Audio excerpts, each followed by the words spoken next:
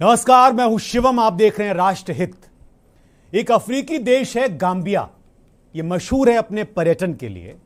एक तरफ से अटलांटिक सागर और तीन तरफ से सेनेगल से घिरे गाम्बिया में राजनीतिक स्थिरता की वजह से देश में खास विकास नहीं हुआ।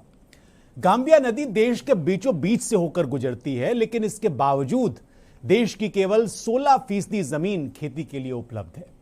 दरअसल गाम्बिया एक पतली सी पट्टी पर बसा हुआ देश है जो गाम्बिया नदी की धारा की दिशा में बढ़ता गया है।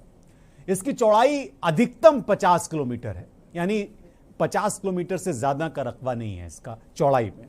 जमीन की खराब क्वालिटी की वजह से यहां ज्यादातर एक ही चीज की खेती होती है और वो है मूंगफली। ये देश अपनी जरूरत की चीजों की ज्यादातर जो चीजें हैं वो बाहर से मंगाता है, दूसरे देशों पर निर्भर है और इसीलिए भारत की कई कंपनियां यहां अपना व्यापार करती हैं। इस व्यापार में दवाइयां भी शामिल हैं।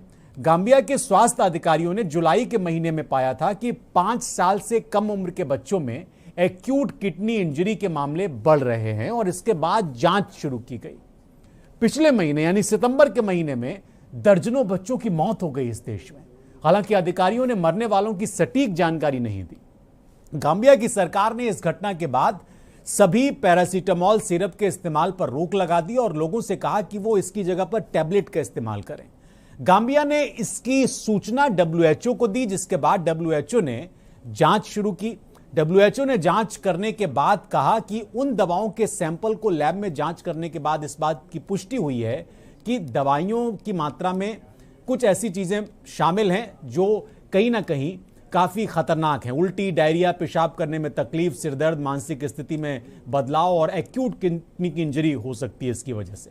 विश्व स्वास्थ्य संगठन ने बताया कि हरियाणा की मेडन फार्मास्यूटिकल लिमिटेड द्वारा बनाई गई खांसी की 4 दवाओं में ऐसे पदार्थ मिले हैं जो मनुष्यों के लिए जहरीले माने जाते हैं और इस जहरीली दवाई को ये कंपनियां गाम्बिया में बेच रही थी। हरियाणा की एक फर्म द्वारा बनाई गई इस दवाई की वजह से 66 बच्चों की मौत हो गई। 5 अक्टूबर को इसकी घोषणा के बाद मेडन फार्मास्यूटिकल पर गंभीर सवाल खड़े हो गए। डब्ल्यूएचओ ने कफ सिरप यानी खांसी की दवा में डाइथिलीन ग्लाइकॉल के होने की वजह से अलर्ट जारी कर दिया। उनके महानिदेशक हैं टेड्रोस, उन्होंने बुधवार को एक प्रेस कॉन्फ्रेंस की और कहा कि ये भारत की कंपनियां जो हैं मेडन फार्मास्यूटिकल लिमिटेड द्वारा बनाए गए सर्दी और खांसी के सिरप हैं और ये जानलेवा हैं, बच्चों की जान इसकी वजह से जा रही है। उन्होंने कहा कि इन दवाओं के कारण बच्चों की मौत होने से उनके परिवारों को काफी तकलीफ हुई है, उसका अंदाजा लगाया जा सकता है। बताया कि ये 4 उत्पादन जो हैं वो खतरनाक हैं और इनसे बचने के लिए अब काम करने की आवश्यकता है। फार्मास्यूटिकल लिमिटेड मेडन जो है उसके निर्माता ने इन उत्पादों की सुरक्षा और गुणवत्ता पर डब्ल्यूएचओ को अभी तक गारंटी नहीं दी है। डब्ल्यूएचओ प्रमुख ने कहा है ये उत्पाद अब तक केवल गाम्बिया में पाए गए हैं, लेकिन उन्हें दूसरे देशों में भी संभवतः वितरित किया गया होगा, ये उन्होंने कहा। यह मामला लगातार अब तूल पकड़ता जा रहा है और इसकी वजह से भारत की दुनिया भर में बदनामी भी हो रही है। आपको बता दें कि डब्ल्यूएचओ ने उत्पादों से जुड़े जोखिमों को रेखांकित करते हुए कहा कि डाइथिलीन ग्लाइकॉल और एथिलीन ग्लाइकॉल मनुष्यों के लिए घातक है। विश्व स्वास्थ्य निकाय ने कहा है कि डाइथिलीन ग्लाइकॉल और एथिलीन ग्लाइकॉल से पेट दर्द, उल्टी, दस्त, पेशाब करने में परेशानी, सिरदर्द, मानसिक स्थिति में बदलाव और गुर्दे को गंभीर नुकसान हो सकता है, जिससे मरीजों की मौत भी हो सकती है। उसने कहा कि इन उत्पादों को अब तक असुरक्षित माना जाना चाहिए जब तक कि राष्ट्रीय नियामक प्राधिकरण द्वारा उनका विश्लेषण नहीं किया जाता। यह पहला उदाहरण नहीं था कि भारतीय कंपनियों द्वारा बनाए गए किसी कफ सिरप की वजह से बच्चे मर रहे हों। इस साल की शुरुआत में डाइथिलीन ग्लाइकॉल की वजह से हिमाचल प्रदेश में 14 बच्चों की मौत हो गई थी।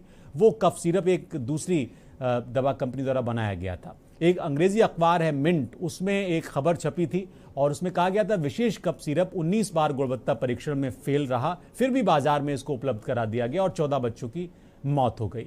मौत के बाद भी कंपनी के खिलाफ सिर्फ ये कार्रवाई हुई कि उसका सिरप बनाने का लाइसेंस रद्द कर दिया गया।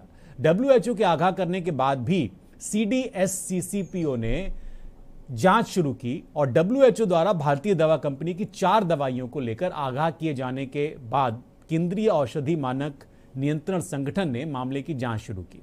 आधिकारिक सूत्रों के हवाले से जो जानकारी मिली है उससे यह स्पष्ट हो जाता है कि संयुक्त राष्ट्र की स्वास्थ्य एजेंसी ने अभी तक CDSCO के साथ उत्पादों का लेवल और विवरण साझा नहीं किया है, जिससे पता लगाया जा सके कि उनका निर्माण कहां हुआ। उन्होंने बताया कि उपलब्ध जानकारी के आधार पर CDSCO ने हरियाणा में नियामक अधिकारियों के साथ मिलकर मामले की जांच शुरू कर दी है। एक आधिकारिक सूत्र यह भी कहता है कि सभी जरूरी कदम उठाए जाएंगे। एक मजबूत नियामक प्राधिकरण के तौर पर WHO से अनुरोध किया गया है कि वो मौत के मामलों में जुड़े कथित चिकित्सा उत्पादों के संबंध में एक रिपोर्ट और उत्पाद के लेवल, तस्वीरें और दूसरी जो चीजें हैं वो जल्द से जल्द साझा करें। हम आपको बता दें कि WHO ने 29 सितंबर को भारत के औषधि महानियंत्रक को सूचित किया था कि वो गाम्बिया को तकनीकी सहायता देंगे। CDSCO ने कहा है कि उनके राज्य नियामक प्राधिकरण के सामने मामला उठाया गया है और सूचना मिलने के 1-1.5 घंटे के भीतर ही WHO को जवाब दिया गया। लेकिन अभी तक इस पूरे मामले के बाद जो एक बड़ी बात निकलकर सामने आई है वो ये कि कफ सिरप की वजह से बच्चों की मौतों का ये जो मामला गाम्बिया में हुआ, उससे पहले भारत में भी इस तरह की खबरें आईं, उस पर क्यों पहले से कंट्रोल करने की कोशिश नहीं की गई। प्रारंभिक जांच में पता चला है कि उत्पाद के निर्माण के लिए हरियाणा के सोनीपत की मेडन फार्मास्यूटिकल कंपनी नियमों का उल्लंघन कर रही थी। कंपनी ने अभी तक ये उत्पाद केवल गाम्बिया में ही भेजे थे। सूत्रों के ये भी हवाले से खबर है कि दवाओं का आयात करने वाला देश उत्पादों के उपयोग को मंजूरी देने से पहले उसकी गुणवत्ता का पता लगाने के लिए उनकी जांच करता है। उन्होंने बताया कि WHO को मिले जांच के कुछ परिणामों के अनुसार परीक्षण किए गए 23 नमूनों में से 4 फेल हुए हैं एक तरीके से। तो अब प्रश्न यह है कि क्या इस पर कोई कंट्रोल होना चाहिए था पहले? क्या गाम्बिया को प्रयोगशाला बनाया गया? क्या इससे बाकी दवा कंपनियों का दुनिया भर में नाम खराब नहीं होगा? क्या इससे बाजार प्रभावित होगा? ये सारी चीजें हैं और ये सारी चीजें इसलिए भी खड़ी हो गई हैं क्योंकि कफ सिरप का इस्तेमाल नशे के लिए भी होता है और ये कई सालों से इस पर शोध चल रहा है। ये भी कई बार खबरें आई कि छोटी छोटी उम्र में बच्चे कफ सिरप के माध्यम से नशा करने लगते हैं, जिसमें कि कोरेक्स भी एक कफ सिरप माना जाता है, यानी खांसी का सिरप माना जाता है, जिसको लोग पीते हैं और इस पर बैन भी लगाया गया और कहा गया कि भाई इसके बाद इसको बिना प्रिस्क्राइब किए कोई नहीं देगा। तो इसके लिए हमारे साथ एक खास पैनल जुड़ेगा जिससे मैं आपको इंट्रोड्यूस कराऊंगा। और एक और जो चीज़ निकल कर सामने आई कि दवाइयों के व्यापार में बड़ा घालमेल है। तो अगर आप इसको एनालिसिस करेंगे, समझेंगे, तो आप समझ पाएंगे कि कितना बड़ा बाजार काम करता है। बहुत सारे अफ्रीकी देशों में भारतीय दवा कंपनियां काम करती हैं और इन देशों में बहुत आसानी से व्यापार हो जाता है क्योंकि यहाँ के रूल एंड रेगुलेशन उतने सख्त नहीं है, गरीब देश हैं। उसी तरह से गाम्बिया भी है। जिस दवा का जिक्र मैं आज कर रहा हूं, जिसने गाम्बिया में 66 बच्चों की जान ले ली, वो दवा सिर्फ गाम्बिया में ही मिल रही थी, ऐसा WHO कहता है। और एक तरीके से इसको लेकर बहुत सारे नियम जो थे उनका पालन नहीं किया गया। अब प्रश्न यह है कि दवाई वहां कैसे पहुंची, क्या नियम नहीं माने गए, क्या इसमें वहां के भी कुछ लोग शामिल हैं, अधिकारी शामिल हैं, ये बहुत सारे सवाल हैं। और भारत में अब जो दवा उद्योग है उसके ऊपर इस घटना के बाद किस तरह का प्रभाव पड़ेगा, क्योंकि WHO की प्रेस कॉन्फ्रेंस में बहुत गंभीर मामला इसको बताया गया है और ये कहा गया है कि इस पूरे घटनाक्रम के बाद भारत की छवि जो है वो दुनिया भर में प्रभावित हुई है। हमारे साथ खास मेहमान हैं, उनके नाम अगर अब आप हमें बता दें। हमारे साथ MC मिश्रा हैं शायद, हाँ,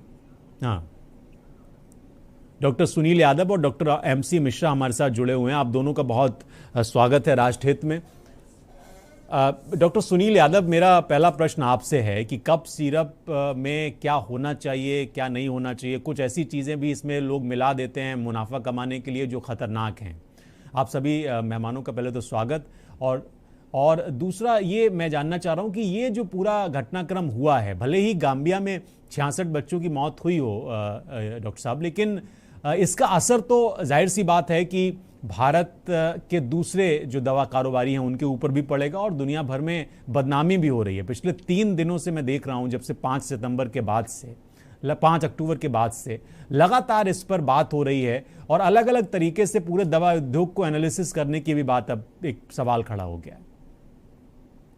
जी, नमस्कार जी। सबसे पहले तो मैं ये बताऊं, जो आपने संदेह व्यक्त किया ये बिल्कुल सही है कि अपने देश की दवा कंपनियां बहुत बड़े पैमाने पर एक्सपोर्ट करती हैं दवाओं की, और निश्चित रूप से ये जो भी घटना हुई, इस घटना से हमारे देश की दवा कंपनियों की, फार्मा कंपनियों पे कहीं ना कहीं निगेटिव छवि गई।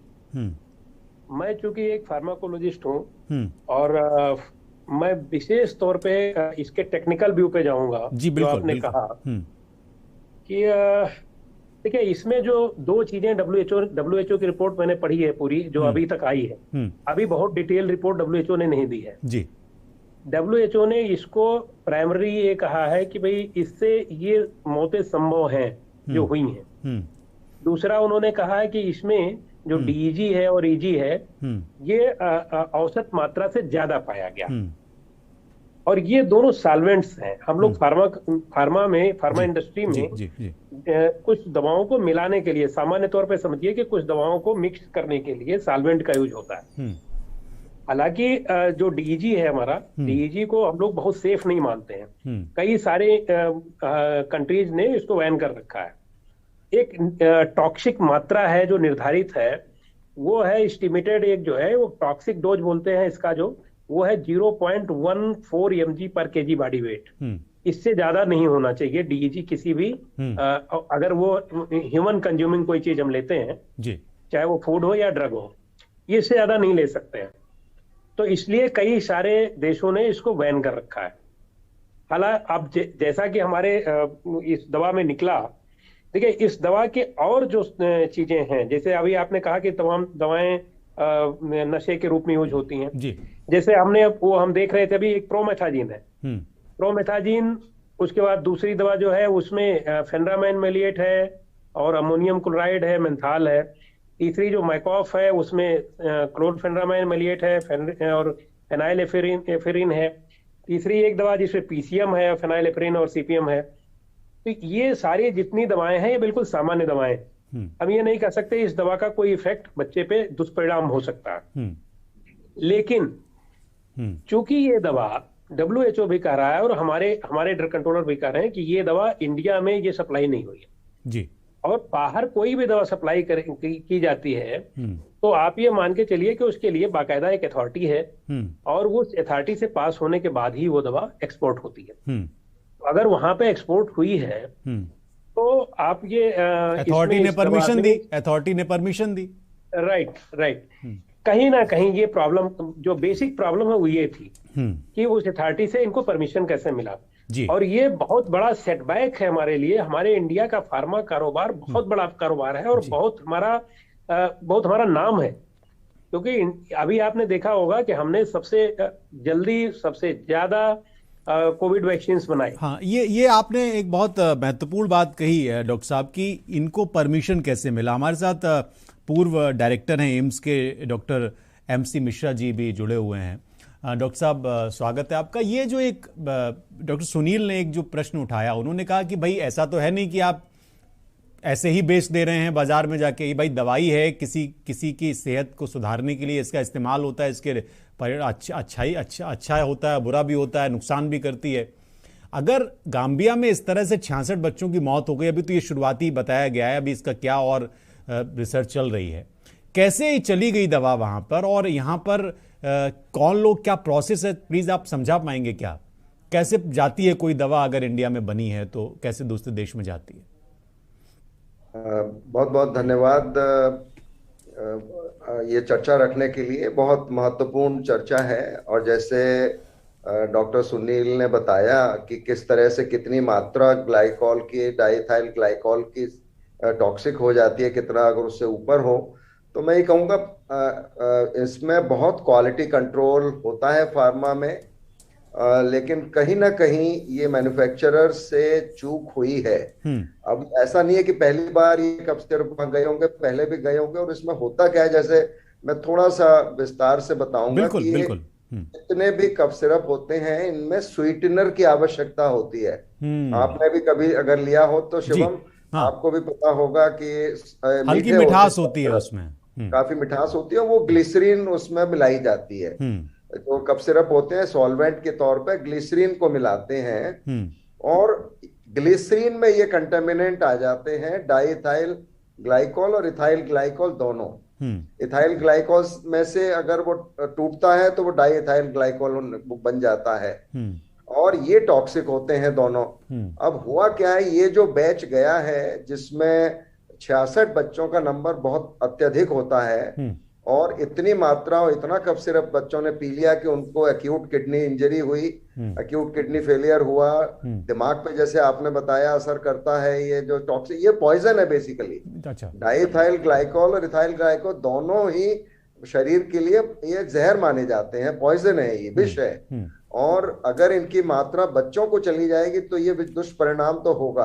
अब ये देखना है कि ये बैच, एक बैच में कंटेमिनेशन हुआ है या और भी है, तो इसकी बहुत सख्ती से इसकी जांच भारत में भी होनी चाहिए, क्योंकि जैसे आपने भी कहा, डॉक्टर सुनील ने कहा कि हमारे फार्मा इंडस्ट्री, आज हम उभरते हुए एक भारत इकोनॉमी है और हमारी अर्थव्यवस्था सुधर रही है, और उसमें इस तरह का जो सेटबैक है ये बहुत घातक हो सकता है हमारे पूरी फार्मा इंडस्ट्री के एक रेपुटेशन के लिए।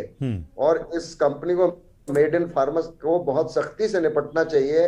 सेंट्रल ड्रग कंट्रोल ऑर्गेनाइजेशन को, जो भी इसमें हरियाणा के, भारत सरकार के, और वो लगे भी होंगे अब इसमें, लेकिन क्योंकि रेपुटेशन जाने में 2 दिन लगते हैं, 1 दिन लगता है, वापस उसको बनने में समय लगता है, और इसको हमको भी उतनी ही गंभीरता से लेना चाहिए। क्योंकि भारत में भी ऐसा नहीं है, पहले भी 1972 में पहली बार पता लगा था, फिर 1986 में कुछ केसेस डेथ। अभी हाल ही में पढ़ रहा था मैं, मिंट एक अखबार है, हिमाचल में 14 बच्चों की मौत हो गई थी इसी तरह से पीने की वजह से। 98 में भी कुछ बच्चों की हुई थी।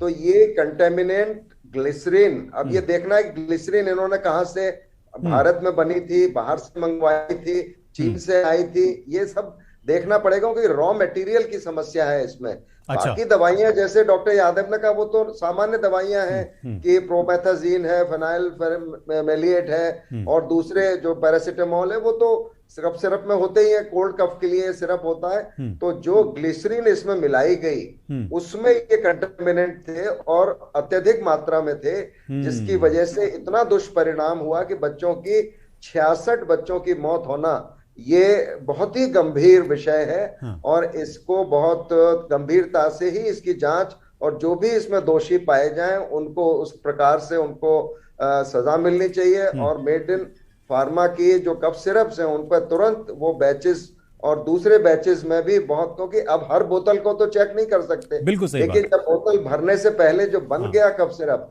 जब बोतलों में जाना है उसमें देखना पड़ेगा। और हमारे यहाँ कहीं ना कहीं चूक हुई है, ये जो हमारे ये इंस्पेक्टर्स होते हैं उनसे भी हुई है, और फार्मा जो कंपनी है उससे भी चूक हुई है।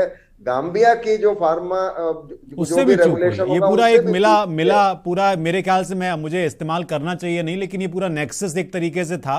और नेक्सस कह लें गलती से हुआ है, जानबूझ के तो मैं नहीं समझता कि मेड इन फार्मा भी इस तरह का दुष्परिणाम वाला प्रोडक्ट बेचेगी, लेकिन उनको और गंभीरता से इसको चेक करना चाहिए था, पूरे इंग्रेडिएंट्स को किस तरह से ये ग्लिसरीन। तो अब बाकी जो मैन्युफैक्चरर है उनके लिए ये एक संदेश है कि जितना भी कफ सिरप बन रहा है, उनका जो ग्लिसरीन मिला रहे हैं उसमें स्वीटनर के तौर पर, उसकी बहुत ही रिगरस जांच होनी चाहिए कि उसमें इस तरह के कोई मात्रा नहीं होनी चाहिए डाइथाइल ग्लाइकोल या ग्लाइकोल की।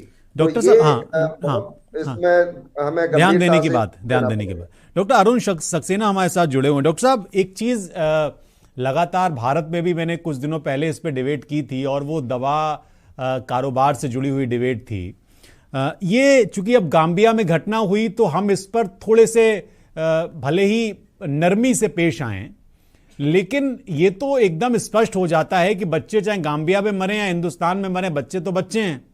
और इस पूरे मामले में जैसा कि डॉक्टर एमसी मिश्रा जी ने बताया और डॉक्टर सुनील यादव ने बताया, चूक हुई है, ये चलो ठीक है, स्पष्ट हो जाता है चूक हुई है। और WHO को इतने सख्त लहजे में एक बात कहनी पड़ी, जो प्रेस कॉन्फ्रेंस हुई, उन्होंने कहा बड़ा गंभीर मामला है, और बहुत लंबी प्रेस कॉन्फ्रेंस उन्होंने एक तरीके से, जो मैं पढ़ रहा था। लेकिन मैं ये समझना चाहता हूं कि इस दवा कारोबार को अगर एक आम आदमी समझे कि ये जो प्रोडक्ट उसमें डाले जाते हैं, क्या इसमें मुनाफाखोरी का भी कोई मामला बनता है क्या? शिवम जी, मैं काफी सारी बातें एथिलीन ग्लाइकॉल पर हुई। टेक्निकल बातें बहुत सी बताई गई। मैं आपको एक मोटी सी बात बता दूं जी। कि जैसा कि भारत सरकार ने भी स्पष्ट किया है कि ये दवा बस मेंट फॉर एक्सपोर्ट ओनली, माने ये डोमेस्टिक यूज के लिए नहीं थी। इसका मतलब ये हुआ कि जिस प्लांट में ये दवा बनाई गई है वो कोई ऐसा साधारण प्लांट नहीं रहा होगा। और अच्छा। आप ये भी समझ लीजिए, हमारी फार्मा इंडस्ट्री आज के समय में most of our plant, most लगभग सभी प्लांट जो हमारी दवा एक्सपोर्ट करते हैं वो सब एफडीए अप्रूव्ड है। अभी होता क्या है कि हर कंट्री जो हमसे दवा लेती है वो अपनी अपनी जगह पर ना भी चेक करे, वो एफडीए अप्रूवल को बहुत बड़ा मानती है। एफडीए अप्रूवल के बारे में जरा अगर मैं थोड़ा संक्षेप में आप बात बता कर दें। लूं शिवन जी, मुझे 1 मिनट का टाइम दें। जी जी। मैं खाली ये कहना चाहता हूँ कि थोड़ा हम लोग नीजर रिएक्शन खाली इस बेसिस पे दिखा रहे हैं कि डब्ल्यूएचओ ने ऐसा कहा है। अभी वो प्रूव हुआ है ऐसा मैं नहीं कह सकता, क्योंकि भारत सरकार की कोई जांच रिपोर्ट इस पे लगी नहीं। मैं साहब ये कहना चाहता हूँ कि मुनाफाखोरी है ऐसी बात तो अपनी जगह पर है, लेकिन कोई भी दवा मैन्युफैक्चरर प्लांट जो अपने देश से एक्सपोर्ट करता है, ऐसा नहीं हो सकता कि वो एफडीए अप्रूव या डब्ल्यूएचओ की जीएमपी अप्रूव्ड ना हो। तो ये कह देना कि किसी सब स्टैंडर्ड प्लांट में बना था या मुनाफाखोरी के लिए, अच्छा इसमें मुनाफाखोरी जैसी कोई बात भी नहीं है, क्योंकि एथिलीन ग्लाइकॉल मिलाने से कोई बहुत ज्यादा प्रॉफिट नहीं हो जाता। अच्छा, वही मैं समझना चाह रहा हूं। तो कोई स्टैंडर्ड कंस्टिट्यूएंट है भी नहीं किसी कफ सिरप का।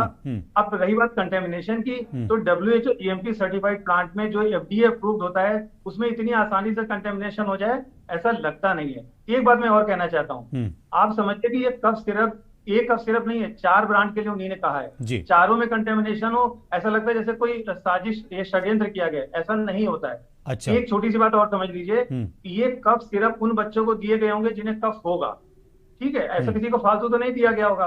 अब अगर किसी बच्चे को कफ है तो पूरे चांसेस है कि वहां पर कोई एपिडेमिक फैली हो, चाहे H1N1 फैली हो या कोई और निमोनिया फैला हो। ये भी हो सकता है कि वो बहुत सारे बच्चों में से कुछ बच्चे जिनकी डेथ हुई है उन बच्चों को ये कफ सिरप भी दिया गया था। ऐसा नहीं कि एक ही दवा दी गई थी उनको, उन्हें एंटीबायोटिक्स चले होंगे, उन्हें एंटीपायरेटिक्स चली होंगी, उन्हें आईवी फ्लूइड लगा होगा। तो ये कह देना कि हमारा कफ सिरप, अच्छा, ये भी एंगल है कि दोष मढ़ दिया गया कि भाई, जिससे कि ये भी एक चीज है कि इन पे दोष मढ़ दिया गया, वजह और भी हो सकती है कोई। जी जी, देखो जैसे जैसे प्रोफेसर मिश्रा ने कहा, सबने कहा कि हमारी फार्मा इंडस्ट्री बहुत बड़ी इंडस्ट्री हो चुकी है। और आप एक बात ध्यान रखिए, डब्ल्यूएचओ ने हमारी वैक्सीन अप्रूव करने में सबसे ज्यादा समय लगाया। जब तक वो पॉलिटिकल क्लाउड मोदी जी का नहीं इस्तेमाल हुआ तब तक वो हमारी वैक्सीन भी अप्रूव नहीं कर रहे थे कि भाई ये सब स्टैंडर्ड है, जबकि ऐसा नहीं था। आज वो 120 देशों को निर्यात की जा रही है। मेरा कहना यह है कि हमें थोड़ा समय लेना चाहिए, और एक कफ सिरप ही रिस्पॉन्सिबल है सारी डेथ के लिए, और वो भी 4 ब्रांड वो मेंशन कर रहे हैं। थोड़ा सा इम्प्रैक्टिकल लगता है, थोड़ा इसमें हमें देखना भी पड़ेगा। ऐसा तो नहीं है कि ये डब्ल्यूएचओ या किसी भी तरफ से हमारी इंडस्ट्री को साजिशन ही हो रहा है, ऐसी बात कही जा रही हो, साजिशन हो रहा है, आप ये कह रहे हैं। एक छोटे से ब्रेक के लिए मुझे रुकना होगा, एक ब्रेक के बाद हम लौटते हैं तो इस पर भी हम बात करते हैं कि क्या कोई साजिश रच रहा है क्या भारतीय दवा उद्योग के खिलाफ। एक छोटे से ब्रेक के लिए रुकते हैं।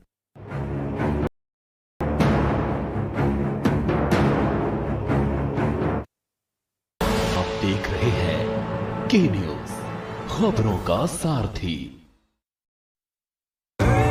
देखें कौन नया खिलाड़ी आया है, समझा देते हैं, प्यार से समझाएंगे। ये तो अपनी जुबान है। जुबान एक हो तो दिल भी एक होने चाहिए। विमल, बोलो जुबान केसरी। तेजी से घूमता आईना, खबरों की सरपट चाल, स्पीड न्यूज में देश दुनिया का पूरा हाल। दोपहर 2 बजे, शाम 6 बजे। आप देख रहे हैं के न्यूज, खबरों का सारथी।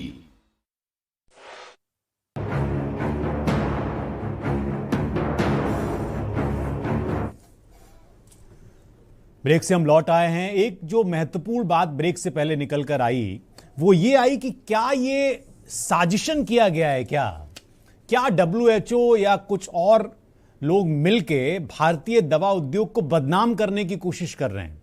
क्योंकि अफ्रीकी देशों में इस तरह की महामारियां फैली रहती हैं, इसको लेकर भी बात की जानी चाहिए। एक अच्छा एंगल दिया है डॉक्टर अरुण ने। डॉक्टर सुनील, ये एक जो बात कही डॉक्टर अरुण ने, मैं इस पर आपकी टिप्पणी चाहता हूं, क्योंकि अगर ऐसा है तो वाकई में फिर सोचने की जरूरत है। क्योंकि अगर ये मुनाफा कमाने के लिए नहीं था, भूलवश हुआ, लेकिन इसमें एक एंगल उन्होंने ये भी जोड़ा कि क्या कोई है जो इसको बदनाम करने की साजिश रच रहा है क्या? शिवम जी, मैंने सबसे पहला जो हमने अपना सेंटेंस बोला था आपको, मैंने यही कहा था कि पूरी रिपोर्ट अभी तक सबमिटेड नहीं है।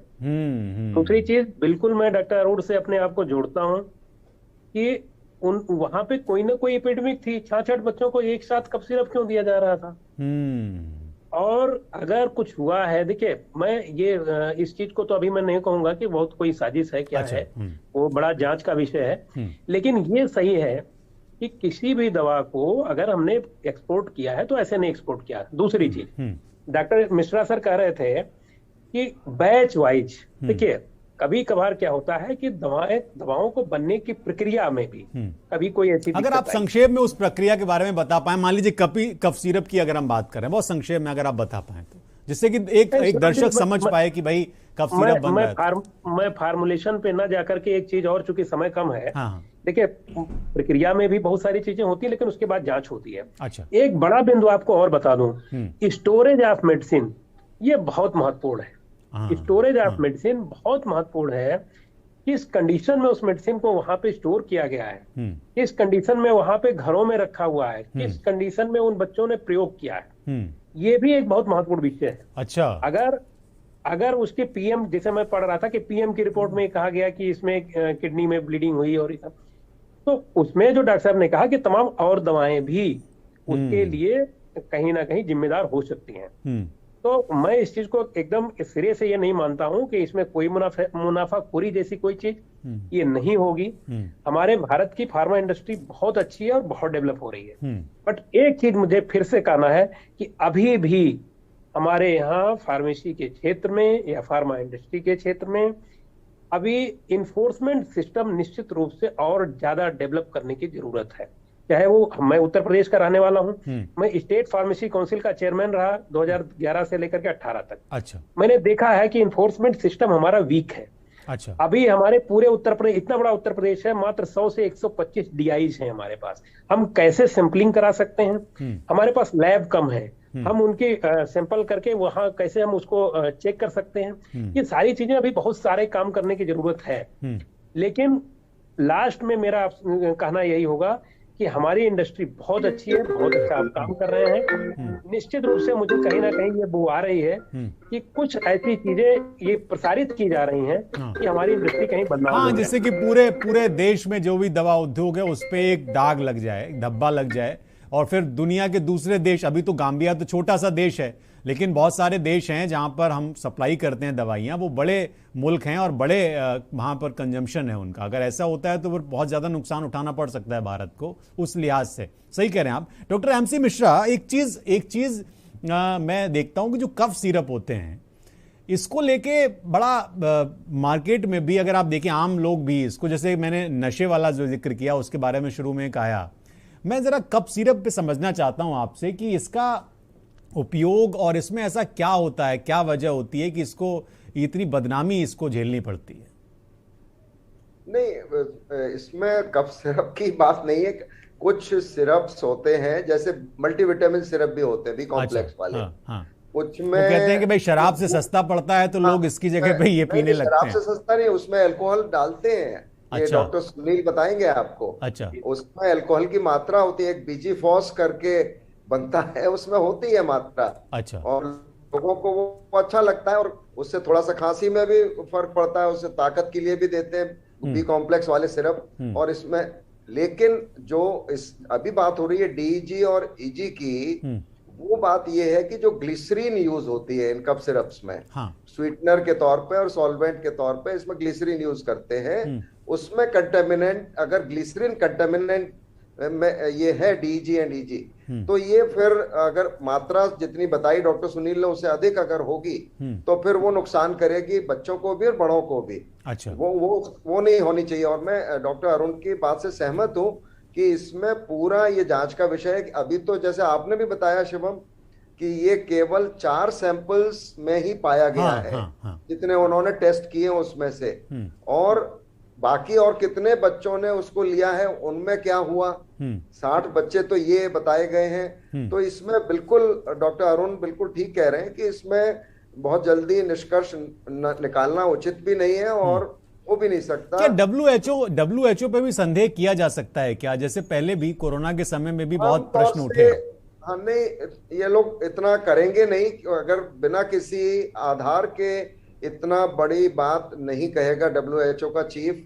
हम लोग चूंकि हमारे विपरीत है ये बात, तो हम लोग अच्छा। इसको कह सकते हैं कि साहब वो कोई साजिश है, बट मुझे लगता नहीं है, क्योंकि कहीं ना कहीं उनको ये लिंक मिला है। अब उसमें कितने बच्चों को क्या, वो ये जो डॉक्टर अरुण ने बात उठाई है कि उनको क्या प्री एग्जिस्टिंग इलनेस थी जिसकी वजह से कफ सिरप देने की बात आई। हाँ। और इतने बच्चों की क्योंकि ये कोरोना के समय में भी हमने देखा कि बहुत सारे डॉक्टरों ने जब गले में खराश वगैरह होती थी तो इस तरह के सिरप प्रिस्क्राइब किए भी थे बाकी मेडिसिन के साथ। बिल्कुल बिल्कुल बिल्कुल, हम लोग भी लेते हैं और घर में यूज होते हैं सिरप। डॉक्टर अरुण, ये जो महामारी की बात आपने उठाई, भाई ये भी हो रहा है कि उन देशों में जहां पर गाम्बिया है या जो अफ्रीकी देश हैं, और मैं सिर्फ दवाइयों की बात नहीं कर रहा, बहुत सारे ऐसे उत्पाद हैं जो भारत से उन देशों में सप्लाई होते हैं जिसमें दवाइयों का भी एक बड़ा हिस्सा है। तो वहां पर चूंकि महामारी इस तरह की फैलती रहती हैं अलग अलग तरह की, ये आपने ठीक कहा, तो क्या WHO ने जल्दबाजी की सीधे सीधे भारत को निशाने पर लेने में, आपको ऐसा लग रहा है? शिवम जी, मैं एक बात आपको बताऊं कि फार्मास्यूटिकल इंडस्ट्री वर्ल्ड वाइड बहुत स्ट्रांग लॉबी है, बिल्कुल हथियार लॉबी समझिए इसको आप। अच्छा। ये कहना कि WHO बिल्कुल अल्लाह मियां की गाय है कि वो कुछ गलत नहीं करेगा, ऐसा बिल्कुल नहीं है।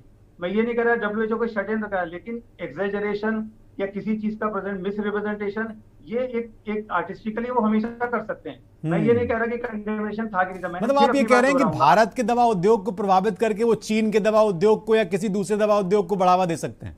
शिवम जी, आज अमेरिका की generic drug supplier Bharat largest exporter है अमेरिका को। आप कैसी बात कह रहे हैं? तो हम लार्जेस्ट एक्सपोर्टर हैं अमेरिका में जेनेरिक ड्रग सप्लायर के। अमेरिका जैसे कंट्री हमसे ड्रग खरीदता है, वो भी बल्क में खरीदता है। तो जो हमारे प्लांट्स हैं, ऐसा नहीं कि वो गाम्बिया के लिए बना रहा होगा। जिस कंपनी की बात हो रही है उसके प्लांट में खाली गाम्बिया के लिए बनती हो ऐसा नहीं होगा। उस प्लांट और भी दवाएं और भी देशों को जाती होंगी।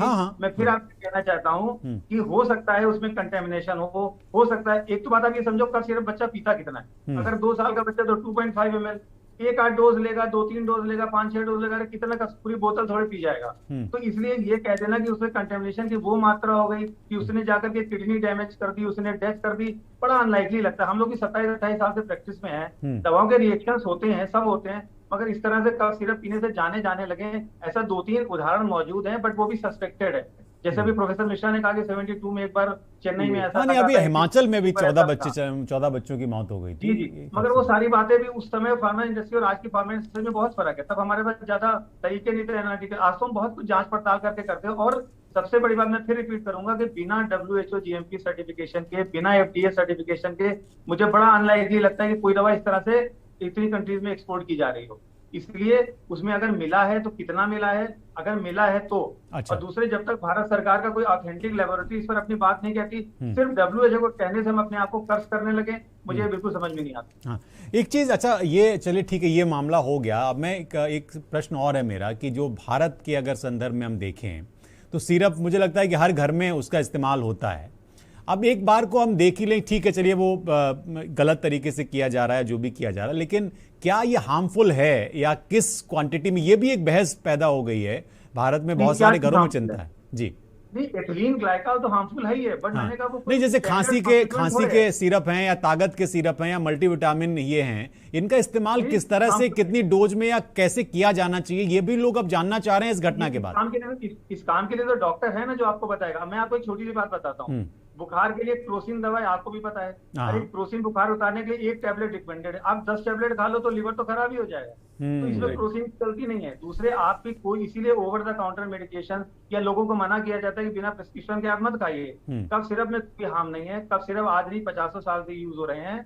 उसको अगर प्रॉपर क्वांटिटी में लिया जाता है तो उसमें कोई हार्म नहीं है। हम लोग यूज करते बिना कफ सिरप पे कैसे काम चलेगा? ब्रोंकोडायलेटर्स यूज होते हैं, कफ सप्रेसेंट, किसी को ट्राई कर रहे तो हम कफ सप्रेसेंट यूज करते हैं। जो बात आपने अब्यूज की कही कि लोग नशे के लिए पीते हैं, अब वो तो एक अलग बात हो गई ना। जब अगर आप एक एंटी हिस्टामिन कोई भी खाइए तो थोड़ा बहुत नशा आपको लगता है, अब आप उसकी 10 टैबलेट नशे की तरह लेने लगे तो फिर वो मेडिसिन कहाँ रह गई? मेडिसिन तो तब तक है जब तक वो डोज में है। अगर डोज के बाहर निकल गई तो वो जहर हो गई। तो इसलिए अभी बहुत सारी बातें होंगी, लेकिन फिर भी इतनी जल्दी हमें नहीं निष्कर्ष पे पहुंचना चाहिए कि उस कफ सिरप की पर्टिकुलर ब्रांड की वजह से या उसी कफ सिरप की वजह से सब कुछ हुआ है। हो सकता है वहां पर कोई ऐसी एपिडेमिक फैली हो जिसके बारे में अभी पता ना हो। जी बिल्कुल, और भारत सरकार को इतनी जल्दी आउटराइट अपने आप को कहना, अपने ऊपर दोष भी नहीं लेना चाहिए। मुझे तो ताज्जुब लगता है वो 1 मिनट में डिनाई कर देते हैं कि ये मेडिसिन खाली एक्सपोर्ट के लिए थी, कि हमारे देश में नहीं है। अरे भाई अपनी वो तो खुद बैकफुट पे आ गए ना, आप जो सही कह रहे हैं, आपकी सरकार तो खुद बैकफुट पे आ गई, वो डिपार्टमेंट तो खुद बैकफुट पे आ गया। सरकार हमारी सबसे पहले बैकफुट पर आती है, यही तो प्रॉब्लम है। हाँ डॉक्टर सुनील, डॉक्टर या मेडिसिन की बात होती है तो डॉक्टर को छोड़ के सभी बैकफुट पे चले जाते हैं। सही कह रहे हैं आप। डॉक्टर सुनील, एक चीज जो अरुण जी ने जिसका जिक्र किया कि दुनिया में हथियारों की लॉबी के बाद जो फार्मास्यूटिकल का पूरा धंधा है, इसकी लॉबी सबसे ज्यादा स्ट्रांग है। तो अब ये तो एक कदम और आगे निकलकर बात चली गई कि भाई ये तो एक तरीके से ये हो रहा है कि आप किसके हिस्से में कितना बड़ा कारोबार का हिस्सा आ जाए। अब इसमें लोगों की मैंने तो इस तरह की भी खबरें पढ़ी कि WHO के साथ लोग साठगांठ करके कई सारे लोगों की जान भी दांव पे लगा देते हैं और मर भी जाते हैं लोग, उसको दूसरा मूल दे दिया जाता है और प्रयोग भी हो जाता है। इस तरह की चीजें भी होती हैं क्या? मैं सिर्फ जिज्ञासा बस पूछ रहा हूं, क्योंकि आम लोग इस तरह के प्रश्न उठाते हैं, पूछते हैं कि भाई ऐसा भी होता है कि WHO किसी की कठपुतली है और ये लॉबी के इशारे पे काम करती है, लोगों की जान से कोई परवाह नहीं है इनको। शिवम जी देखिए, कोई आरोप या प्रत्यारोप लगाना ठीक नहीं है, और WHO एक बहुत बड़ी संस्था है और हमारे देश में एक बड़ी नियामक संस्था है, drug controller general of India है। जी जी। तो ये आरोप इस तरीके के लगाना, क्योंकि बहुत बड़ी इंडस्ट्री हमारे देश नहीं, मैं आरोप नहीं, मैं तो ये कह रहा हूँ कि एक चलन में मतलब लोग सवाल कर, जैसे बच्चे ये खत्म हुए बच्चे, या भारत में भी इस तरह के मामले, तो एक पूछते हैं लोगों को क्यूरियोसिटी रहती है, उसमें मैं आपसे पूछ रहा हूं।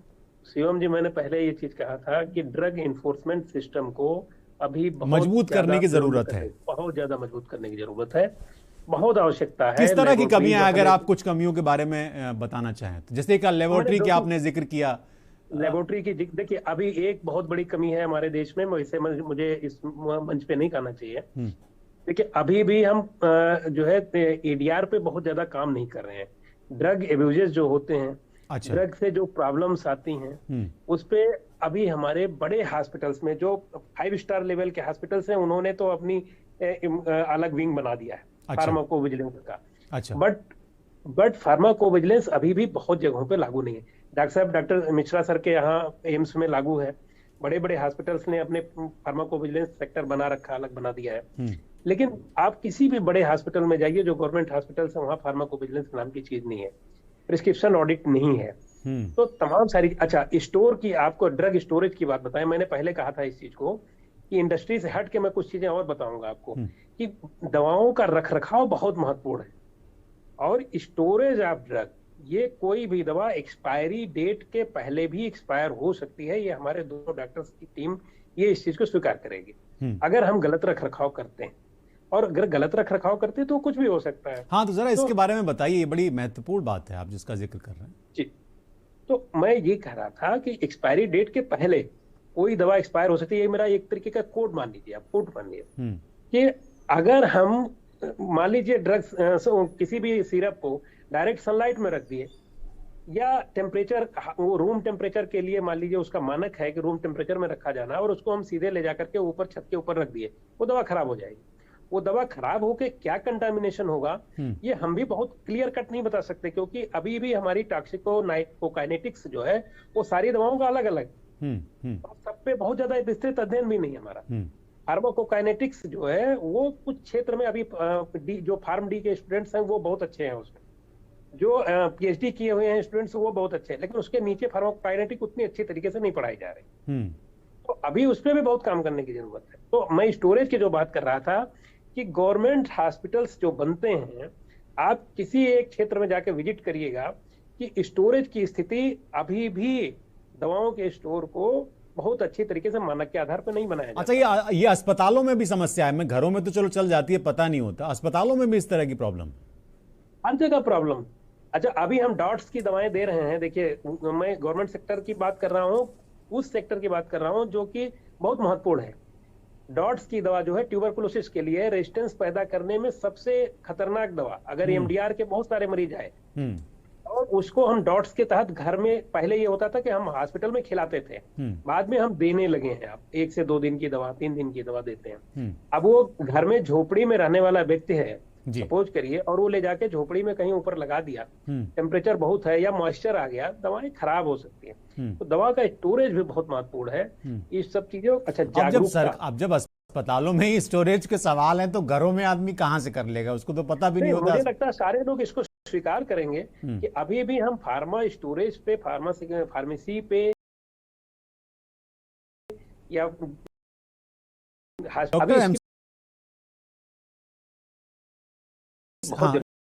डॉक्टर एमसी मिश्रा जी, ये बात एक भाई डॉक्टर सुनील यादव ने, और वो तो है उसमें, तो चलो ठीक है कि भैया वो जांच चल रही है,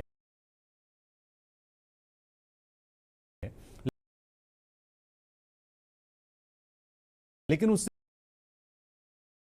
एक प्रश्न ये उठा है कि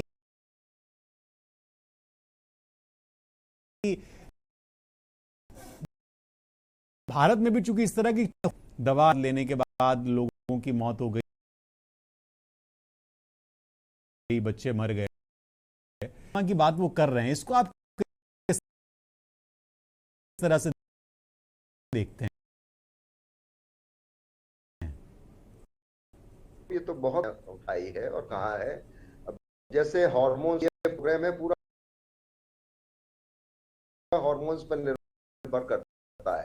अब वो हार्मोन्स के उनको तो निष्क्रिय है, वो जैसे धूप को और गर्मी से दवाइयां हैं, निशा अस्पताल, ट्रांसपोर्ट कहूंगा, जो कोविड में एक मिल गए ये ऐसा नहीं कि कोई बात कह रहे हैं। और इसमें कहीं ना कहीं कई बार ये भी होता है कि भाई चीन का आप देखिए आज कंट्रीब्यूशन, फाइनेंशियल कंट्रीब्यूशन WHO में बहुत महत्वपूर्ण है। जब से अमेरिका ने अपना हाथ थोड़ा खींचा है पीछे, जब वहां के प्रेसिडेंट ट्रम्प थे तो उन्होंने WHO को जो पैसा अमेरिका देता था उसमें कमी कर दी थी, और उसके चीन ने बहुत काफी कंट्रीब्यूशन चीन ने किया है। और इसी वजह से टेड्रोस ने जो महामारी का जो घोषणा है वो लगभग 1 महीना उसका देर से की, जो 1 महीने पहले होनी चाहिए थे 2020 में। और बहुत इनका आलोचना हुई और हम सब ने टीवी पे भी बहुत इनकी आलोचना की थी उस समय। जी, बिल्कुल। और जैसे डॉक्टर साहब ने बताया कि वैक्सीन हमारी जो कोवैक्सीन थी उसके अनुमोदन में भी WHO ने अत्यधिक समय लिया, जबकि भारत में तो मिलियंस में वो वैक्सीन लग चुकी थी। तो ये बात भी देखनी है कि इस तरह की जो प्रेस कॉन्फ्रेंस, जब तक कितने सैंपल आए, कितनों में आपको मिला है, इसको ठीक है। WHO ने इंटरव्यू की, एक साथ 60 बच्चों की मृत्यु हुई तो WHO का इन्वॉल्वमेंट हो ही जाता है उसमें। वहां पे जो भी WHO के अधिकारी होंगे उन्होंने फिर उसकी जांच की। लेकिन आपने ही बताया अपने ओपनिंग रिमार्क्स में कि 4 ही सैंपल्स में कंटेमिनेंट मिले हैं, बाकी में कितने किए और उनमें नहीं मिले हैं। तो ये बात बिल्कुल ठीक है डॉक्टर अरुण की कि इसकी विस्तार से जब तक जांच नहीं होगी, पूरा जब इन्वेस्टिगेशन हो तभी इनको प्रेस कॉन्फ्रेंस करनी चाहिए थी। बाकी वहां पे एडवाइजरी कर सकते थे कि अभी इस कफ सिरप को आप रोक लीजिए थोड़े दिन, जब तक हम इसकी पूरी जांच नहीं कर लें। एडवाइजरी जारी कर सकते थे, ये बात सही कह रहे हैं आप, क्योंकि इसका जो एडवर्स इम्पैक्ट, बिल्कुल आप ठीक कह रहे हैं कि हमारे भारत की आलोचना होती है उससे कि भाई भारत में की देखिए, ये तो बड़ा भाई उसमें तो यही है ना कि सारे फिर सब संदेह के घेरे में तो आ जाते हैं, सभी लपेटे में आ जाते हैं। बिल्कुल, कि बिल्कुल। ये तो कफ सिरप ही है, कफ सिरप तो कोई और। बिल्कुल ठीक डॉक्टर अरुण ने कहा, ऐसे इतने वर्षों से मैं भी हूं और इस तरह से मेहनत भी कभी होते नहीं था कि इंजेक्शन वगैरह में कंटेमिनेशन का घातक परिणाम होता है, बाकी कफ सिरप वगैरह में नहीं होता है इतना।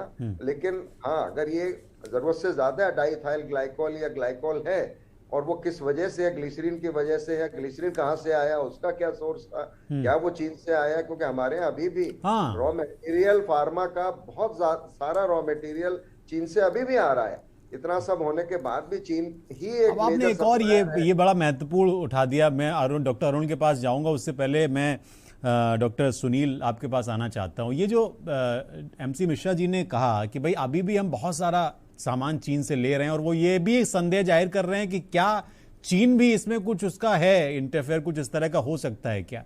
ये निर्भरता हम कभी खत्म कर पाएंगे क्या? देखिए, हमने ये सबसे महत्वपूर्ण है, रॉ मटेरियल क्या है, रॉ मटेरियल कहाँ से आया है, ये तो बहुत महत्वपूर्ण चीज है। लेकिन अब लास्ट वही आता है कि जब हमने बाहर भेजा तो वो जांच करके ही भेजा होगा।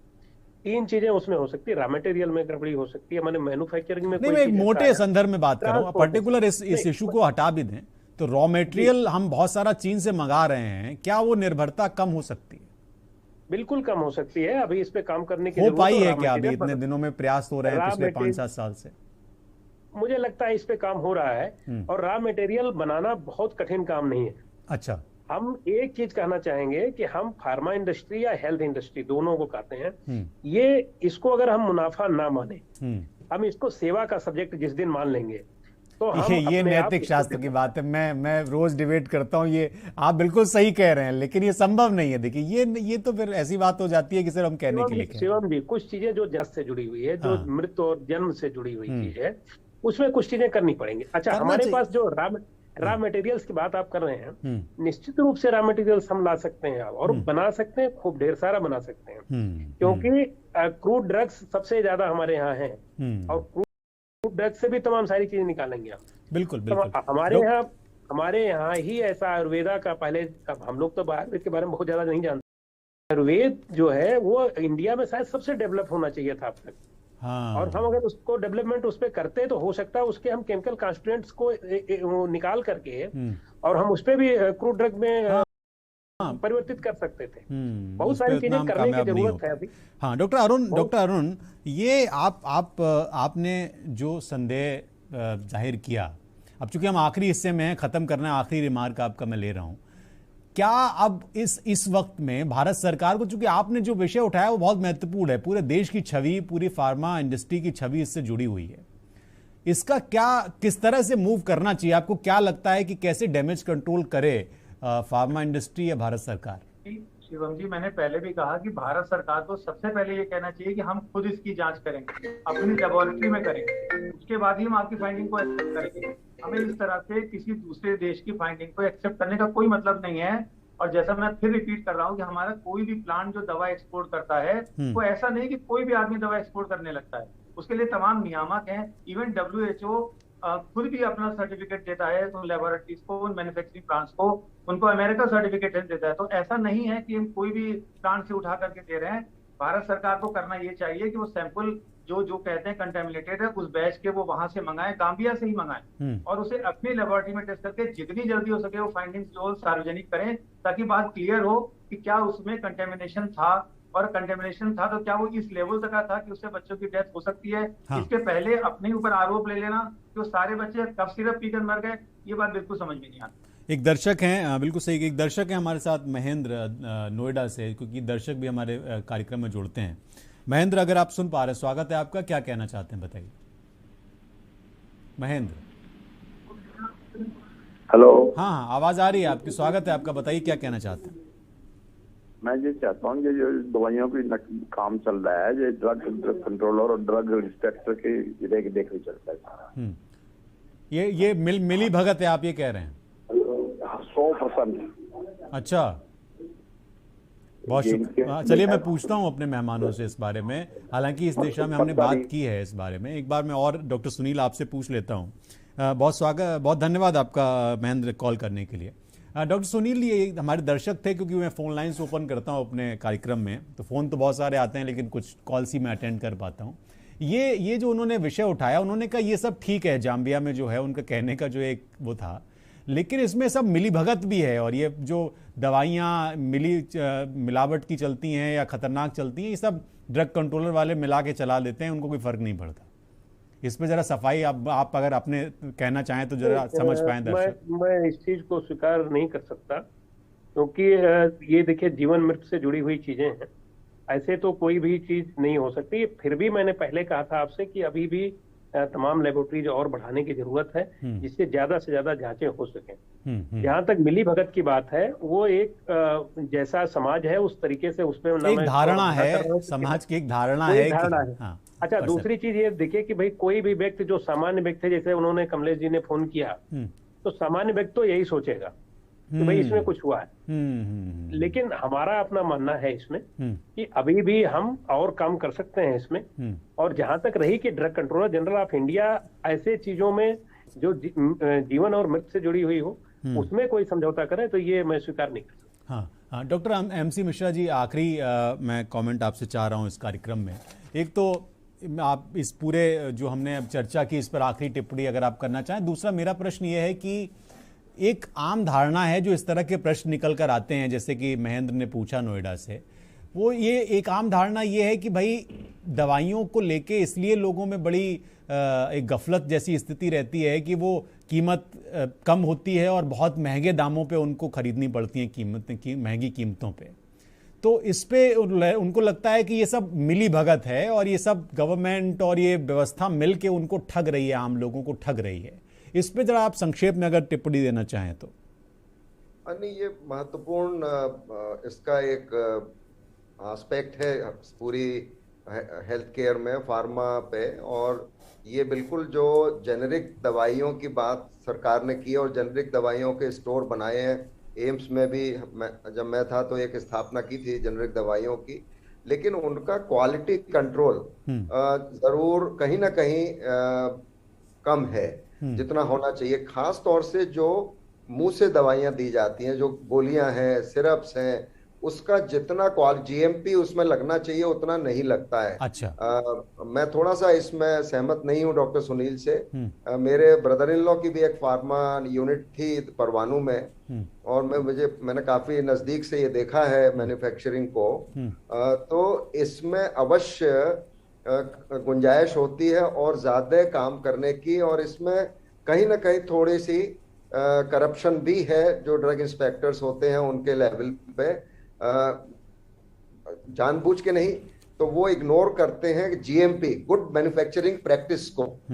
गुड मैन्युफैक्चरिंग प्रैक्टिस फॉलो हो रही हैं कि नहीं हो रही जी। वो जो है उसमें कॉम्प्रोमाइज होता है, इसमें तो दो राय नहीं है। और उसमें अभी बहुत काम होने की आवश्यकता है, और जितना उसमें काम हो जाए उतना कम है, क्योंकि ये खासतौर से जब ये इसमें टैबलेट्स, गोली और सिरप की बात आती है। इंजेक्शंस में क्वालिटी कंट्रोल बेहतर है। अच्छा। लेकिन अभी एक और दवाई आई थी रिसेंटली जो PGI चंडीगढ़ में, वो ये जो फेंटेनिल इंजेक्शन है, फेंटेनिल इंजेक्शन जो है उससे मौतें हो गई थी, और वो अभी अखबार में भी आया था ये। जी। तो आप ये समझ सकते हैं कि ये समस्या है, अभी क्वालिटी कंट्रोल की समस्या है हमारी फार्मा इंडस्ट्री में। बहुत बहुत शुक्रिया आप सभी लोगों का, doctor Sunil Yadav, doctor MC Mishra ji, doctor Arun Saxena, आप लोगों ने अपना कीमती वक्त राष्ट्र हित में दिया। और हम ये आशा करते हैं कि ये जो बदनाम करने की साजिश हो रही है हिंदुस्तान को, ये साजिश ना हो, और भारत सरकार को बैकफुट पर नहीं आना चाहिए इस मामले में। हमारे पैनलिस्ट भी ये कह रहे थे कि आप खुद जांच करिए कि दरअसल मसला क्या है। आप सिर्फ किसी के कहे पे ना मान लीजिए, ये ना कह लीजिए कि हाँ ऐसा हुआ। आपको बैकफुट पे नहीं आना है, जांच करिए आप। और ये संभव नहीं है क्योंकि अफ्रीकी देशों में इस तरह की चीजें होती रहती हैं, वहां पर महामारी फैलती है। तो क्या और भी कोई कारण था, ये पता लगाने की जरूरत है। और ये भी बहुत महत्वपूर्ण है कि भारत में भी जो पूरी व्यवस्था है, जिसकी ओर आखिरी में डॉक्टर MC मिश्रा ने इशारा किया कि बहुत गुंजाइश है कि किसी भी तरह से इसको और प्यूरिफाई करने की आवश्यकता है और व्यवस्था को और मजबूत करने की आवश्यकता है, जिससे कि इस तरह के हादसे, इस तरह की घटनाएं ना हो। बहुत बहुत शुक्रिया राष्ट्र देखने के लिए।